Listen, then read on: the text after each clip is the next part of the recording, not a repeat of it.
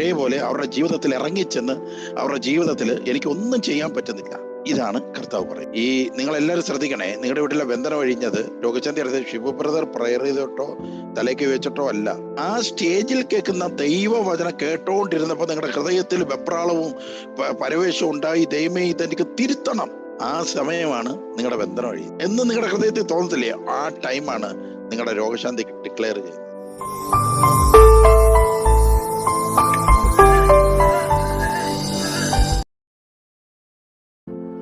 കർത്താവിൽ പ്രിയരെ, യാക്കോവിന്റെ ലേഖനത്തില് യാക്കോവ് വളരെ വ്യക്തമായി പറയുന്ന ഒരു കാര്യമുണ്ട്. വിശ്വസിക്കുന്ന ഒരു സമൂഹത്തിന് മാത്രമേ അത്ഭുതമുള്ളൂ എന്ന് പറയുന്നുണ്ട്. അപ്പോസ്തലന്മാരുടെ പ്രവർത്തനങ്ങളിലെല്ലാം നമുക്ക് അവർ നമ്മളോട് പറയുന്ന ഒരു പ്രധാന കാര്യം എന്ന് പറയുന്നത്, നീ വിശ്വസിക്കുക. ഇപ്പം യേശു തന്നെ പറയുന്നുണ്ട്, നിങ്ങൾ എന്നെ വിശ്വസിക്കുന്നുണ്ടോ എന്ന് ചോദിക്കുന്നുണ്ട്. ഞാനാണെന്ന് നിങ്ങൾ വിശ്വസിക്കണം. അതാണ് പറയുന്നത്. എങ്ങനെ വിശ്വസിക്കണം? ഞാനാണെന്ന് വിശ്വസിക്കണം. നമ്മൾ അടുത്ത സമയത്തായിട്ട് എനിക്ക് കാണാൻ സാധിച്ച കുറെ വിഷയങ്ങൾ എന്ന് പറയുന്നത്, കുറച്ച് 7 വർഷത്തിന് മേളിലായി ജീസസ് വിഷനുമായിട്ട് ബന്ധപ്പെട്ട് ആത്മീയ ജീവിതം നയിക്കുന്ന പല കുടുംബങ്ങൾക്കും പ്രശ്നങ്ങൾ ഉണ്ടാകുന്നു. ഇതിങ്ങനെ കാണാൻ സാധിച്ചു. പലയിടത്തായിട്ടും പ്രശ്നങ്ങൾ ഉണ്ടാകുന്നുണ്ട്. അതിന്റെ കാരണത്തെ കുറിച്ച് അന്വേഷിക്കുമ്പോൾ അതിൽ വ്യക്തമായി കർത്താവിന്റെ സന്ദേശം പറയുന്നത്, വചനം ഒരു വർക്ക്ഷോപ്പ് ആയി മാറുമ്പോഴാണ് ഇങ്ങനെ സംഭവിക്കുന്നത്. എന്താണ് വചനം ഒരു വർക്ക്ഷോപ്പ് ലൈഫായി മാറുന്നത് എന്ന് പറഞ്ഞു? രാവിലെ വരുന്നു, കേൾക്കുന്ന ഒരു വചനം, അത് കേൾക്കുന്നു, അപ്പോ അത് മുന്നോട്ട് പോകുന്നു, യേശുവേ സ്തോത്രം പറയുന്നു, ആരാധിക്കുന്നു, ധ്യാനം കൊടുന്നു, ഇങ്ങനെ പോകുന്നു. അവിടെ യേശു പറയുന്നത്, അവരുടെ ലൈഫില് ഈ വേരിറങ്ങി ചെന്നിട്ട് ഫലം കായ്ക്കോ ഒന്നും ചെയ്യുന്ന ഒരവസ്ഥ അവരുടെ ലൈഫിൽ ഉണ്ടാകുന്നില്ല. അത് കാരണമാണ് ഈ പ്രശ്നത്തിന് കാരണം എന്നാണ് കർത്താവ് പറയുന്നത്. ഇപ്പൊ എക്സാമ്പിളായിട്ട് ഇപ്പൊ നമ്മള് 23-ാം സങ്കീർത്തനം നമ്മള് എക്സാമ്പിളായിട്ട് പറയും. 23-ാം സങ്കീർത്തനം നമ്മൾ പറയുമ്പോൾ പെട്ടെന്ന് നമ്മൾ കർത്താവിന്റെ അതിലൊരു ഗാനമുണ്ട്, കർത്താവെന്നും എൻ്റെ ഇടയൻ കുറവില്ലെന്നും എനിക്കിവിടെ എന്ന് പറഞ്ഞൊരു ഗാനമുണ്ട്. അപ്പൊ നമ്മളെല്ലാരും പാടും, കർത്താവെന്നും എൻ്റെ ഇടയൻ എന്ന് പറഞ്ഞുകൊണ്ട് നമുക്ക് എല്ലാവർക്കും പാടാം. പക്ഷെ ഈ പാടുന്ന സമയത്ത് പ്രിയവരെ നിങ്ങൾ ശ്രദ്ധിക്കണേ, അത് കർത്താവ് എന്നും എൻ്റെ ഇടയൻ, അതങ്ങനെ തരംതിരിച്ച് മനസ്സിലാക്കി ഗ്രഹിക്കുക എന്ന് പറയുന്നൊരു കാര്യമുണ്ട്. അങ്ങനെ ഇടയനായാൽ കുറവ് എനിക്ക് ഉണ്ടാക്കുക ഇല്ല. അപ്പോൾ അതിങ്ങനെ ഓരോ ഘട്ടമായി തരംതിരിച്ച് ഗ്രഹിച്ച് എന്നിട്ട് നമ്മുടെ വിശ്വാസത്തെ ഇങ്ങനെ ബലപ്പെടുത്തുക. ഇത് ചെയ്യുന്നില്ലെന്നാണ് പറയുന്നത്. ഇപ്പൊ നിങ്ങളോട് സ്തുതിക്കാൻ പറയുകയെന്ന് വെച്ചോ, നിങ്ങളോട് സ്തുതിക്കാൻ പറഞ്ഞു, ഉടനെ നിങ്ങൾ യേശുവേ സ്തോത്രം, യേശുവേ നന്ദി, യേശുവേ സ്തോത്രം, യേശുവേ നന്ദി, ഹല്ലേലൂയ ഹല്ലേലൂയ. സത്യമായി നിങ്ങളുടെ മനസ്സിൽ ഒന്നുമില്ല, നിങ്ങളുടെ മനസ്സ് ബ്ലാങ്കാ. പക്ഷേ നിങ്ങളുടെ അതരത്തില് സ്തുതിപ്പ് വന്നു, നിങ്ങളുടെ മനസ്സ് ബ്ലാങ്കാ. കാരണം വർക്ക്ഷോപ്പിൽ എന്താണ്, നമ്മൾ രാവിലെ ചെല്ലുന്നു, സ്പാനർ തുടയ്ക്കുന്നു, ക്ലീൻ ആക്കുന്നു, നമ്മൾ ടൈറ്റ് ഒരേ രീതിയിൽ ലെഫ്റ്റിലോട്ട് ലൂസാക്കുന്നു, റൈറ്റിലോട്ട് മുറുക്കുന്നു. സ്പാനറിന്റെ നട്ടിന്റെ അളവ് നമ്മൾ 9, 10 അല്ലെ 10, 11 ഇങ്ങനെ പറഞ്ഞുകൊണ്ട് ഓരോ അളവുകളുണ്ട്. 14, 15, 14, 15 സ്പാനർ എടുത്തോണ്ട് പാടാ, 14, 15 സ്പാനർ. അത് നമ്മൾക്ക് ഇങ്ങനെ പ്രത്യേകം അത് ഗ്രഹിക്കേണ്ട കാര്യമില്ല, ചെയ്തിങ്ങനെ ശീലമാണ്. അത് തനിയെ ചെയ്ത് ഇങ്ങനെ ശീലിച്ച് നമ്മൾ ഇങ്ങനെ പോയിക്കൊണ്ടിരിക്കും. വീല് വന്നോ, 22 സ്പാനർ എടുത്തോണ്ടാ, 22 ആണെന്ന് തോന്നുന്നു, എടുത്തോണ്ട് വന്ന് അഴിക്കുന്നു. അത് നമുക്കൊന്നും പറയണ്ട, അത് തനിയെ നടക്കും. അതിനെയാണ് വർക്ക്ഷോപ്പ് സ്പിരിച്വൽ ലൈഫ് എന്ന് പറയും. യേശുവേ സ്തോത്രം എന്ന് പറയാം. എല്ലാവരും ഒന്ന് ശ്രദ്ധിച്ചോ, ഉടനെ യേശുവേ സ്തോത്രം, യേശുവേ സ്തോത്രം. ഓക്കെ, മനസ്സ് എന്തെങ്കിലും ഉണ്ടോ? മനസ്സൊന്നുമില്ല, ബ്ലാങ്കാ. അപ്പൊ യേശു പറയുന്നത്, ഇങ്ങനെ ഒരുപാട് ജനം അവർ അതരം കൊണ്ട് മാത്രം എന്നെ ബഹുമാനിക്കുകയും ഹൃദയം കൊണ്ട് അവർ അകന്നുകൊണ്ടിരിക്കുകയും ചെയ്യുന്നു. അത് കാരണം എനിക്ക് പഴയ പോലെ അവരുടെ ജീവിതത്തിൽ പ്രവർത്തിക്കാൻ പറ്റുന്നില്ല.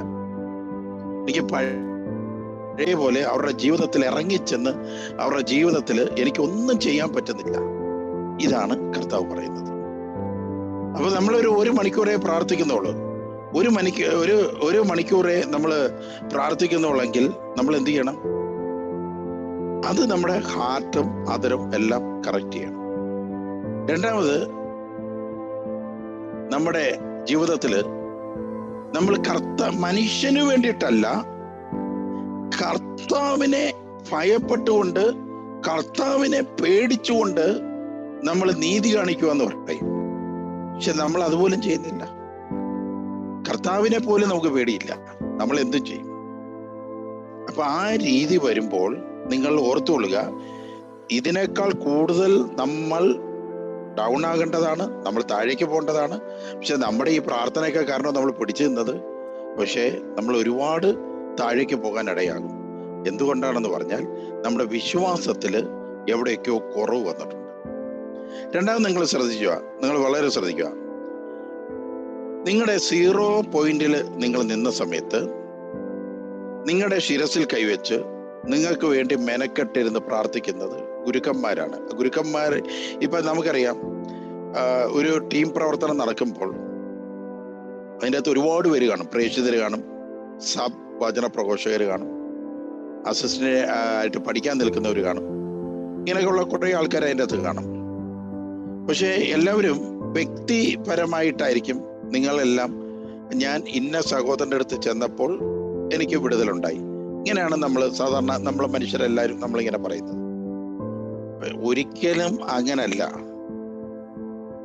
ശരിയായി നിങ്ങൾക്ക് വിടുതൽ കിട്ടുന്നത് ഒരു മനുഷ്യനിൽ നിന്നുമല്ല.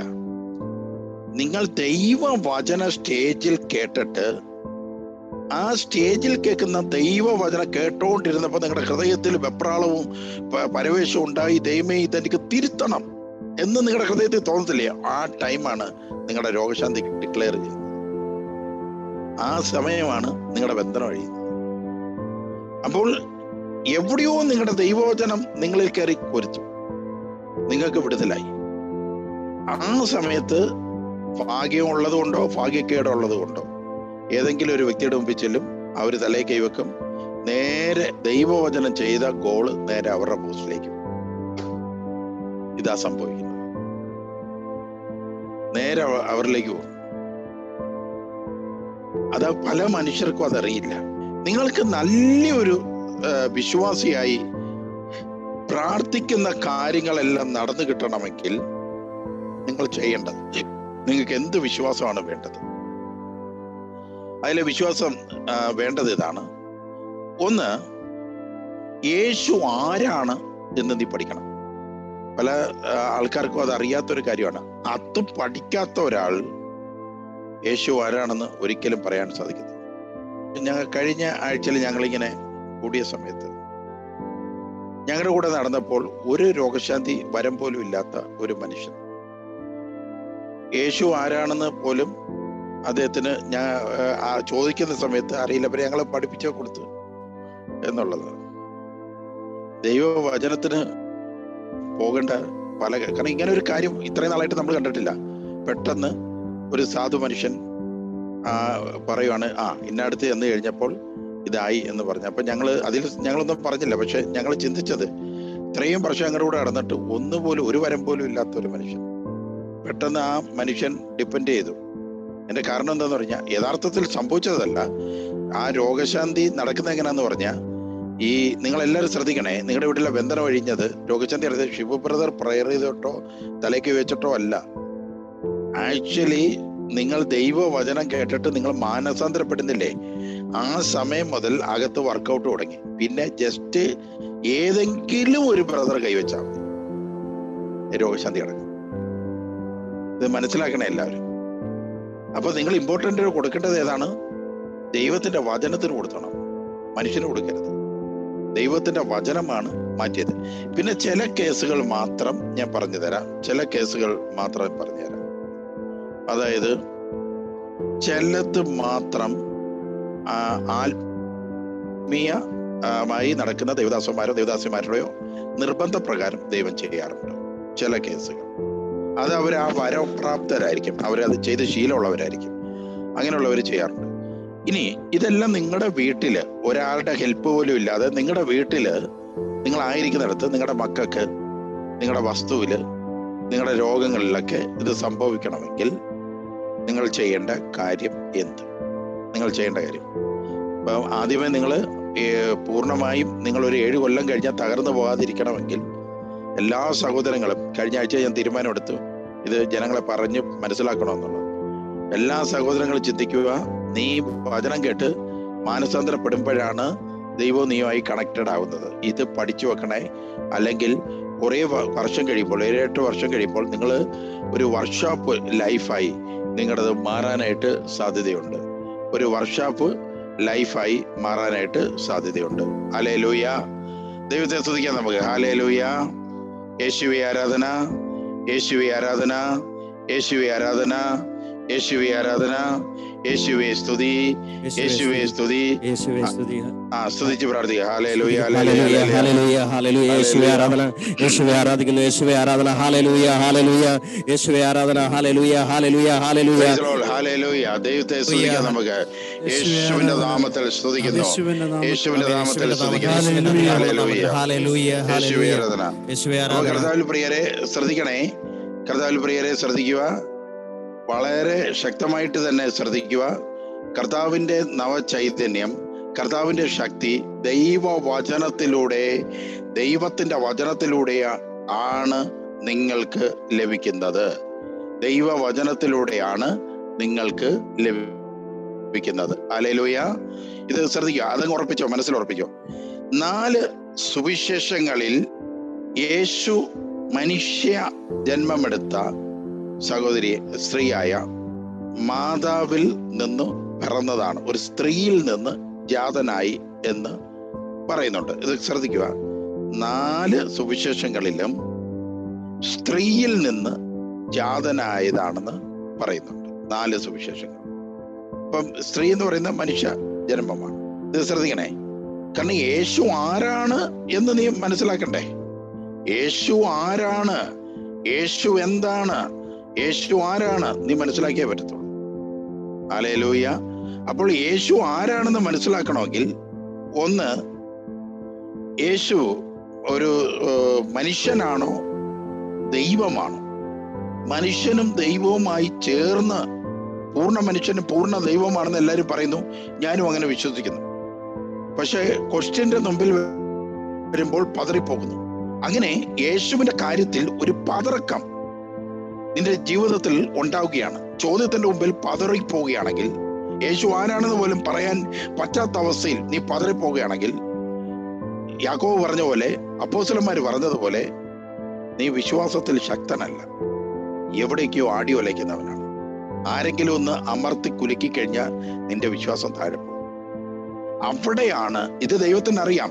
കാരണം നീ ശിശുവായിരുന്ന സമയത്ത് നീ പാല് കുടിക്കേണ്ടത് ആവശ്യമാണ്. നിനക്ക് ചെറിയ വചനം മതി, ചെറിയ അർത്ഥങ്ങൾ പിടികിട്ടിയാൽ മതി. പക്ഷെ നീ 7 കൊല്ലം കഴിഞ്ഞോ, 6 കൊല്ലം കഴിഞ്ഞോ, 5 കൊല്ലം കഴിഞ്ഞോ, ഇതുവരെ ആയിട്ട് നിനക്ക് കൂടുതൽ അർത്ഥങ്ങൾ മനസ്സിലാക്കാൻ നിനക്ക് ഇതുവരെ സാധിച്ചിട്ടില്ലെങ്കിൽ നിന്റെ പ്രാർത്ഥനാ ജീവിതം താഴെ പോകും. അതാണ് പ്രശ്നം. പിന്നെ നിനക്ക് പ്രാർത്ഥനാ ജീവിതം കൊണ്ട് പ്രയോജനമൊന്നുമില്ല. ഒന്ന് നമ്മൾ മനസ്സിലാക്കേണ്ടത്, യേശുവിന് എന്തൊക്കെ ഉണ്ടായിരുന്നു, മാനുഷികമായ രീതികളിൽ എന്തൊക്കെ ഉണ്ടായിരുന്നു എന്ന് നമ്മൾ ചിന്തിക്കുകയാണെങ്കിൽ, ഒന്നാമത് നമ്മൾ ചിന്തിക്കേണ്ടത് യേശുവിന് വിശപ്പുണ്ടായിരുന്നു, ഒരു മനുഷ്യനുണ്ടാവുന്നതാണ്. രണ്ടാമത് നമ്മൾ ചിന്തിക്കേണ്ടത് യേശുവിന് ദാഹമുണ്ടായി. ഒരു മനുഷ്യർക്ക് ദൈവത്തിന് വിശപ്പോ ദാഹവും ഇല്ല, യേശുവിന് വിശപ്പും ദാഹവും ഉണ്ടായി. അതായത് മത്തായിയുടെ സുവിശേഷം 1:25 യേശുവിന് വിശപ്പുണ്ടാകുന്നു. അതുപോലെ തന്നെ മത്തായിയുടെ സുവിശേഷം 21:18 ദാഹം ഉണ്ടാകുന്നു. യോഹന്നാൻ 19:28 ദാഹം പറയുന്നു. അപ്പോൾ ഇതൊക്കെ വളരെ ശ്രദ്ധിക്കേണ്ട ഒരു വിഷയമാണ്. അപ്പം പൂർണ്ണ മനുഷ്യന്റെ കംപ്ലീറ്റ് സ്വഭാവവും നമ്മൾ ആരാധിക്കുന്ന യേശുവിനുണ്ടായിരുന്നു എന്ന് സമ്മതിക്കണം. ഒന്നതാണ്. കുടുംബത്തിൽ ആയിരിക്കുന്ന നമ്മൾ വളരെ ശ്രദ്ധിക്കണം. മത്തായിയുടെ സുവിശേഷം 4:1 വാക്യം മുതൽ വായിച്ചു കഴിഞ്ഞാൽ വന്നു, അതിൽ യേശു അതിജീവിച്ചു. പക്ഷെ പ്രലോഭകൻ വന്ന് യേശുവിനെ പ്രലോഭിപ്പിക്കാൻ നോക്കിയിട്ടുണ്ട്. യേശു അതിൽ വിജയമെടുത്തിട്ടുണ്ട്, അത് സത്യം തന്നെയാണ്. പക്ഷെ പ്രലോഭിപ്പിക്കാൻ വന്നോ? ദൈവത്തെ പ്രലോഭിപ്പിക്കാൻ പിശാചു വരുമോ? രണ്ടാമത് മത്തായിയുടെ 16 അധ്യായത്തില് യേശു കഷ്ടപ്പാടും വേദനയും തിന്നെന്ന് പറയുന്നുണ്ട്. മത്തായിയുടെ സുവിശേഷം 16 പറയാണ് യേശു വളരെ കഷ്ടപ്പാടും വേദനയും സഹിച്ചു. ദൈവം എന്തിന് കഷ്ടപ്പെടണം? ദൈവം എന്തിന് വേദന തിന്നണം? വേദന നമ്മുടെ മാറ്റാനല്ലേ ദൈവം വന്നത്? നമ്മുടെ കഷ്ടപ്പാട് അല്ലയോ ദൈവം എന്ന് പറയുന്നത് മാറ്റണ്ടേ? ഇത് ദൈവമേ കഷ്ടപ്പെടുക, ദൈവമേ വേദന തിന്നുക. ഇതെങ്ങനെ ശരിയാകും? മത്തായിയുടെ 4:1 വായിച്ചു കഴിഞ്ഞാൽ യേശു എന്താണ് 16:21 വായിച്ചു കഴിഞ്ഞാൽ കഷ്ടപ്പാടും വേദനയും. ഇനി അത് കൂടാതെ എന്താണ്? മത്തായിയുടെ സുവിശേഷം 27:50 ദൈവം മരിക്കുന്നു, അതും പൂർണ്ണമായും വേദന സഹിച്ചുകൊണ്ട് ദൈവം മരിക്കുന്നു. പണ്ട് രജനീകാന്തിനെയൊക്കെ ഒരു സിനിമ വിജയിച്ചപ്പോൾ തമിഴന്മാർ രജനീകാന്തിനെ ദൈവിക പരിവേഷം കൊടുത്തതുപോലെ എന്തൊക്കെയോ അത്ഭുതങ്ങളും അടയാളം കണ്ടിട്ട് ജൂതന്മാർ ഈ ഒരു മനുഷ്യന് ദൈവിക പരിവേഷം കൊടുത്തതാണെന്നൊരു ചോദ്യം വിശ്വാസിയെ നിന്റെ മുഖത്തിന് നേരെ വന്നാൽ നീ എന്ത് മറുപടി പറയും?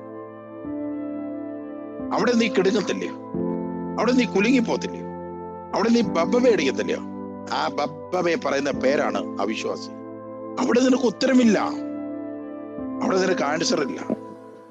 അങ്ങനെ ആൻസർ ഇല്ലാത്ത ശിഷ്യന്മാർ, ആൻസർ ഇല്ലാത്ത വിശ്വാസികൾ, ഗുരു ആരാണെന്ന് ചോദിച്ചാൽ പറയാൻ അറിയാത്ത വിശ്വാസികൾ.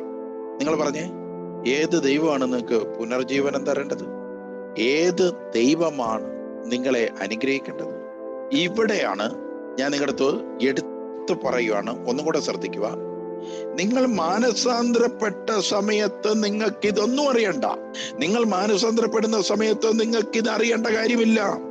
യേശു എന്തിനാണ് ക്രൂശിൽ മരിച്ചത്? ഇത് മാത്രം ഒന്ന് അറിഞ്ഞാൽ മതി. അതിന് ഉത്തരം ആകെ പഠിച്ചു വെച്ചിട്ടുണ്ട്, എന്റെ പാവങ്ങൾക്ക് വേണ്ടി. മതി, അത്രയും മതി. നിങ്ങളുടെ കണ്ണീരും നിങ്ങളുടെ രോഗങ്ങൾ പതുക്കെ മാറ്റിത്തരും. അല്ലേ? രോഗം മാറ്റിത്തരും എന്ന് പറയുമ്പോൾ, കടബാധ്യത മാറ്റി എന്ന് പറയുമ്പോൾ ശുഭ്രതർ പ്രാർത്ഥിച്ചു എന്നല്ല, മറിച്ച് അത്യുന്നതനായ ദൈവത്തിന്റെ വചനം കേട്ട് ഞാൻ മാനസാന്തരപ്പെട്ടു, അപ്പോൾ മുതൽ ബ്രദറിന്റെ പ്രാർത്ഥനയെ കേട്ടു. അപ്പോൾ ഇമ്പോർട്ടൻസ് നേരെ അങ്ങോട്ട് വരണം, വചനത്തിലേക്ക് വരണം. ഇത് എടുത്തെടുത്ത് നിങ്ങൾ ഓർക്കണേ, ശ്രദ്ധിക്കണേ എന്നുള്ളത് ഓർക്കണം. വചനമാണ് നിങ്ങളെ രോഗസൗഖ്യം ചെയ്യുന്നത്. യേശു ആരാണെന്നുള്ള ക്വസ്റ്റ്യന് ആൻസർ ചെയ്യാത്ത, യേശു മനുഷ്യനായിരുന്നു, അവനെ പിടിച്ച് ദൈവമാക്കിയത് എല്ലാവരും കൂടെ ചേർന്ന് എന്ന് ഒരുവൻ വന്ന് നിങ്ങളുടെ മുമ്പിൽ ചോദിച്ചാൽ ഉത്തരമില്ലാതെ തലകുനിച്ച് പോകുന്ന ഒരു സ്ത്രീയോ പുരുഷനോ കുടുംബനാഥയോ ഇന്ന് ഈ ക്ലാസ് കേൾക്കുന്നുണ്ടെങ്കിൽ നിന്റെ ഹൃദയത്തിൽ ഇപ്പൊ ഉത്തരമുണ്ടോ? ആ ഉത്തരം ഇല്ലെങ്കിൽ നീ അവിശ്വാസിയാണ്. നമുക്ക് സ്വർഗീയമായ നടത്തിപ്പ് അനുഭവിക്കാൻ പറ്റാത്തത്.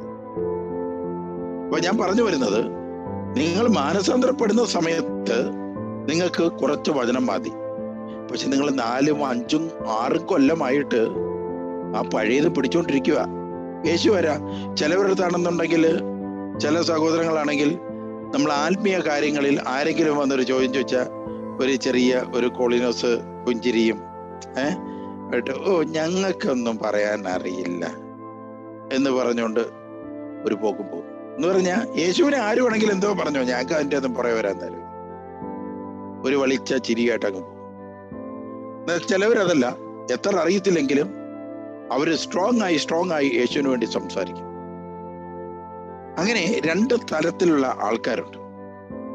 ഇപ്പൊ ഞാനിത് പറയുന്നതിന്റെ പേരിൽ നിങ്ങൾ ചെയ്യാൻ നിൽക്കണ്ട.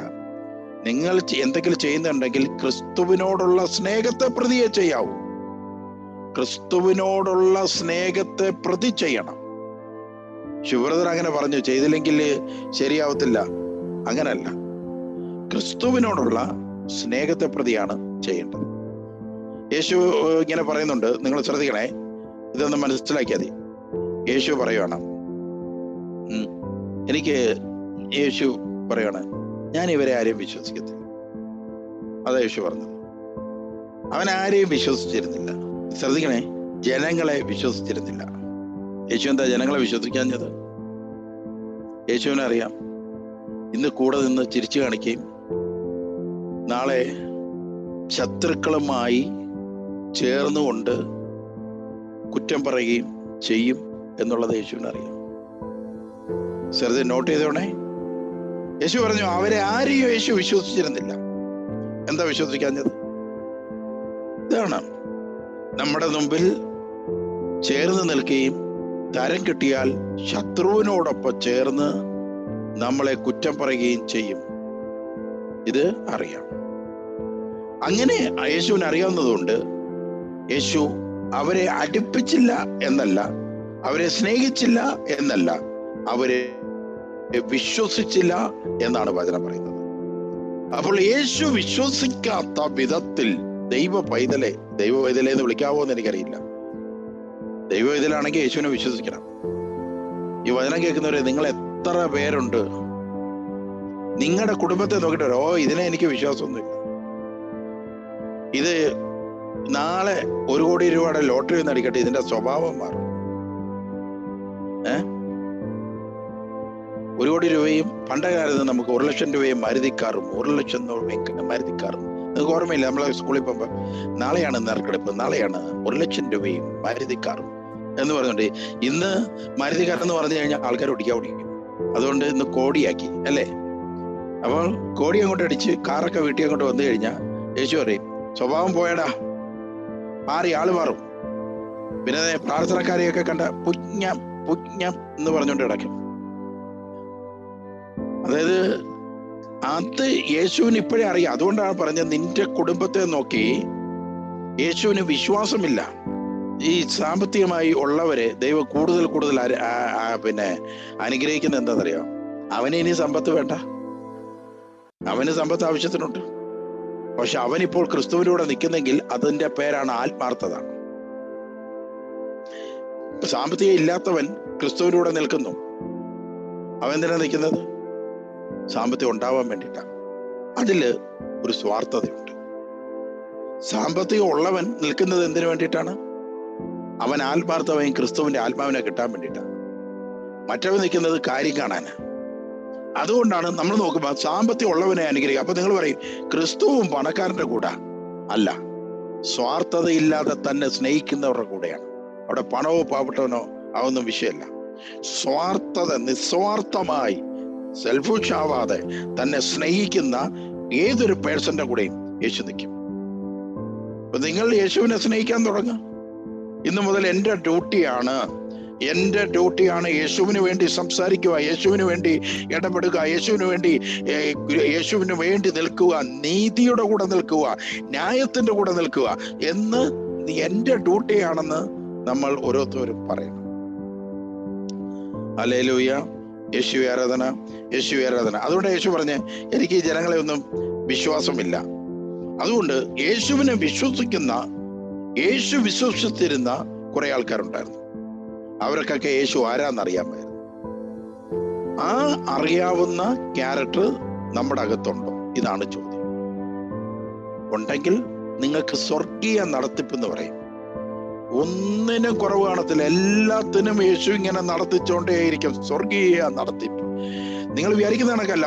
നഷ്ടപ്പെട്ടത് തിരിച്ചു കൊണ്ട് തരുന്നു, സന്തോഷം തരുന്നു. സ്വർഗീയ നടത്തിപ്പ് അങ്ങനെ നിങ്ങളുടെ മേൽ വന്നോണ്ടേയിരിക്കും. ഭയങ്കര രസമാണ്. ഹല്ലേലൂയ, ഹല്ലേലൂയ, യേശുവേ ആരാധന.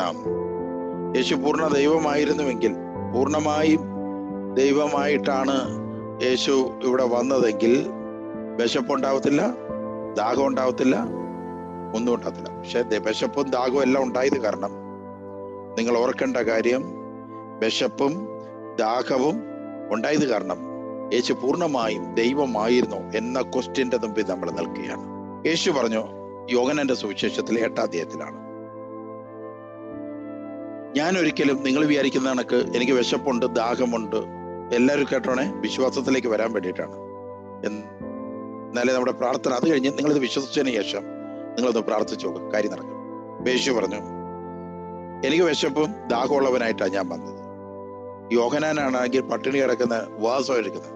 ഞാനാണെങ്കിൽ വിശപ്പും ദാഹവും ഉള്ളവനായിട്ട് നിങ്ങളുടെ ഇടയിൽ. അത് കാരണം ഞാൻ പച്ച മനുഷ്യനാണ് എന്ന് നിങ്ങൾ കരുതരുത്. അതിന് യേശു തെളിവായിട്ട് പറയാണ്. യോഹന്നാന്റെ സുവിശേഷം 8-ാം അധ്യായത്തില് 21-ാമത്തെ വാക്യത്തിൽ പറയാണ്, ഞാൻ മുകളിൽ നിന്നുള്ളവനാണ്, ഞാൻ മുകളിൽ നിന്നുള്ളവനാണ്, ഞാൻ താഴെ നിന്നുള്ളവനല്ല. താഴെ നിന്നുള്ളവൻ എന്ന് പറഞ്ഞാൽ മണ്ണിൽ നിന്ന് എടുത്തവർക്ക് ജനിക്കുന്ന മക്കളെല്ലാം താഴെ നിന്നുള്ളവൻ. അതിന് അൽമായർ എന്ന് വേണമെങ്കിൽ പറയാം, മണ്ണിനോട് ചേർക്കപ്പെടുന്നവൻ. താഴെ നിന്നുള്ളവൻ, മണ്ണിൽ നിന്ന് ജനിക്കുന്നവരെയൊക്കെ താഴെ നിന്നുള്ളവൻ. എന്നാൽ സ്വർഗത്തിൽ നിന്ന് വന്നവരും ജനിച്ചവരൊക്കെ മുകളിൽ നിന്നുള്ളവർ. മാലാഖമാർ മുകളിൽ നിന്നുള്ളവർ, ദൂതന്മാർ മുകളിൽ നിന്നുള്ളവർ, കെരൂബുകൾ മുകളിൽ നിന്നുള്ളവർ. യേശു പറയുന്നു, ഞാൻ മുകളിൽ നിന്നുള്ളവനാണ് എന്ന് പറഞ്ഞാൽ ഞാൻ സ്വർഗത്തിൻ്റെതാണ്. അതാണ് ഇവിടെ മുകളിൽ നിന്ന് ഉള്ളവൻ എന്നർത്ഥം. അതുപോലെ തന്നെ യേശു പറയുവാണ്, ഞാൻ ഇപ്പോൾ നമ്മളെല്ലാം കന്യകാസുതനെ എന്ന് പറഞ്ഞുകൊണ്ട് വിളിക്കും. മാതാവിന്റെ മകനെ, കന്യാമേരിയുടെ മകനെ, മറിയത്തിന്റെ പുത്ര, അങ്ങനെയൊക്കെ പറഞ്ഞുകൊണ്ട് നമ്മൾ പ്രാർത്ഥിക്കാറുണ്ട് അല്ലേ?